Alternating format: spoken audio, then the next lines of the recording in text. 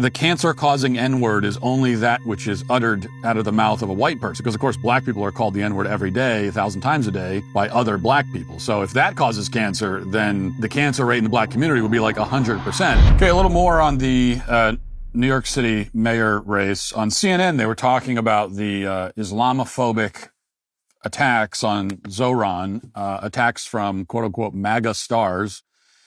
And Jamaal Bowman, fire alarm enthusiast, was on the panel where he proceeded to have a bit of a meltdown. You can understand why. I mean, Jamaal Bowman, things are not going well for Jamal. He was voted out of Congress in disgrace, and now he is completely irrelevant.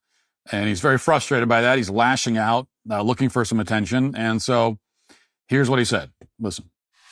And the problem is we are not dealing with America's original sin and its disease of hate and racism towards black and brown people and sexism towards women and anti-LGBTQ sentiment. We are not dealing with that. Your colleagues in the Republican Party do not hold each other accountable when it comes to the racism that comes from the party on a consistent basis. Congressman, I mean, where are you on? You can't be calm about this. I'm a black man in America. The reason why heart disease... I'm white, I can't comment Listen to what I'm saying. The reason why heart disease and cancer and obesity and diabetes are bigger in the black community is because of the stress we carry from having to deal with being called the N-word directly or indirectly every day. If your colleagues would listen and try to learn and engage and grow and stop being so hateful, we could have a better country. All right, so that was mostly incoherent. He just starts throwing everything against the wall. One thing, he's bringing up Rodney King and lynchings in the 1920s and January 6th, like just everything. So it's you listen to this guy, it's a little bit like, it reminds you a little bit of arguing with a woman. No offense to women, but women is like, can never stay on one topic. You start by arguing about something that happened 5 seconds ago. Next thing you know, you're relitigating an argument that you had in 2007 or something. So something similar is happening here, but let's go back to his initial claim. He said, I'm a black man in America. The reason why heart disease and cancer and obesity and diabetes are bigger in the black community is because of the stress we carry from having to deal with being called the N-word.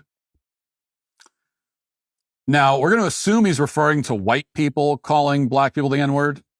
That's what causes cancer. It's like breaking news here. It's a breaking medical news here today. The N-word causes cancer. But presumably, the cancer-causing N-word is only that which is uttered out of the mouth of a white person. Because, of course, black people are called the N-word every day, 1,000 times a day, by other black people. So if that causes cancer, then the cancer rate in the black community would be like 100%. But I assume that he means that a black person being called the N-word by a white person is what causes cancer. That's what he's saying. And if that's the case, that's actually great news. Because that would mean that the cancer rate in the black community should be like 0%. Considering that the average black person can go his entire life in this country and never once be called the N-word by a white person. Like you go your whole life and it would never happen. So if that's the primary cause of mortality for black people, then I guess like that's immortality basically. Unfortunately though, Bowman is obviously making all this up. It's total nonsense, of course. And you knew it was going to be nonsense. The moment that Jamaal Bowman opens his mouth to say anything, you know that what follows will be nonsense. But especially whenever a statement begins with, I'm a black man in America. And I'm not sure if any studies have been done on this, but I would wager that if you looked at it, if you were to find every case in the last 30 years of someone starting a sentence by saying, I'm a black man in America, like 97% of the time when someone starts a sentence that way, whatever follows after that will be some mixture of lies and nonsense and irrelevant personal complaints. That's just the way it always works. 97% of the time, studies have shown, I assume. But we haven't even made to the best part because there's actually 2 other clips from this very same segment. This was a ripe segment, a segment ripe with stupidity. So here's Bowman again. I think this is continuing on the same rant. And this time with a little bit of Jussie Smollett flair thrown in. Listen. I don't want to fight. I just want to chill. I just want to not. I was walking down the street the other day. Some white dude, bald head, he looked me, called me a piece of shit in my face. Said, "I'm gonna get what's coming to me." Why I gotta deal with that, dog? In Yonkers, New York. Well, can I tell you something? I'm not making that up. Stephen Miller needs to remember. Okay, first of all, even if that happened, what does that have to do with anything? I mean, you're supposed to be having a debate about the mayoral race, and here you are crying because some random person was mean to you. An incident that, along with being totally irrelevant, is also, of course, imaginary. Because in order for us to believe that this happened, we would have to believe two things. First, that somebody recognized Jamaal Bowman walking down the street. And second, that Jamaal Bowman was verbally harassed by a white person and didn't pull out his phone immediately to document it. Now, the first part of that he was recognized is difficult to believe. The second part is impossible to believe. It is impossible to believe that a guy like Jamaal Bowman could have an experience like that and not immediately pull out his phone and take full advantage of it. I mean, Jamal lives every day of his life. He lives fantasizing about a moment like this. About a moment of being accosted on the street randomly by a white guy. That is his dream come true. He wants nothing more than for that to happen. Every day he wakes up and prays that this will happen. And we're supposed to believe that it actually did happen and he wasn't ready. Like, this guy walks down the street, he got his phone in his hand, just waiting, praying for this to happen. And yet it happened and he forgot to record it. I mean, that would be tragic. That's actually tragic. And it also just didn't happen. There was one other quick moment from this same panel. One of my producers caught this and flagged it for me. Here it is. Listen. I think this is just one of another example of a trend of the Trump administration and his proxies othering people with their language, right? You saw Vice President call Senator Padilla Jose Padilla intentionally. You saw President Trump has previously asked Asian staffers, "Where are you really from?"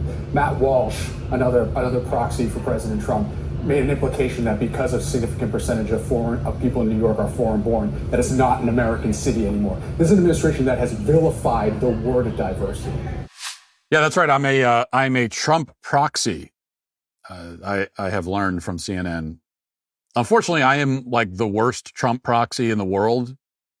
They really, they're not getting their money's worth from me as a proxy, because I just spent the last week vocally disagreeing with Trump on the Iran situation. In fact, I vocally disagree with Trump all the time, and I'm never shy about saying it.